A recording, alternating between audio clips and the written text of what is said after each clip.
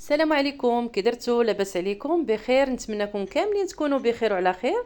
اليوم ان شاء الله جبت لكم واحد الحرشه ديال السميده بالفيرميسيل، ديال الشكلاط وبلا طحين بلا فرص، كتجي لذيذه، كتجي رائعه ان شاء الله بمقادير بسيطه كيف ما غادي تشوفوا معايا. اذا اول حاجه عندنا بيضه، شويه ديال الملحه، شويه ديال الخميره ديال الخبز، واحد الساشي ديال الفاني، وكاس ديال السكر اولا كاس ديال سنيده ديال القياس ديال العنبه.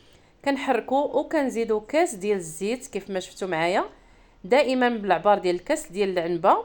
كنزيدو كاس ديال العصير ديال الليمون، واحد الكاس ديال الياغورت. كنخلطوا الكل هكا جيدا، وكنضيفوا سميده رقيقه ديال الحلوى.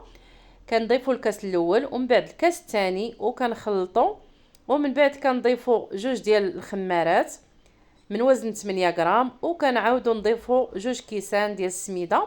كنخلطوا هكا الكل جيدا كيف ما شفتوا معايا، مقادير بسيطه وكتجي زوينه بزاف هاد الحرشه هادي. كنضيفوا هنايا جوج معالق كبار ديال الفيرميسيل ديال الشكلاط اولا الشعريه ديال الشكلاط.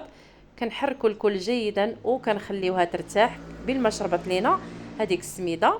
من بعد كنلقاوها شربات على هذا الشكل، هذا هو القوام ديالها، وغادي تكون عندنا السميده متوسطه اللي غادي نفندوا فيها هاد الحرشه هادي.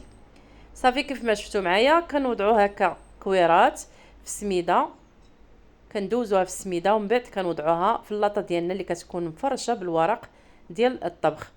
كيف ما شفتوا معايا طريقه ومقادير ساهلين بزاف، كنتمنى تجربوهم وتردوا عليا الخبار، لان فعلا كتجي زوينه وكتستحق التجربه. بالنسبه للفران كنسخنوه قبل دائما ب5 ولا 10 دقائق حتى كيسخن مزيان، وكنوضعوا اللاطه ديالنا.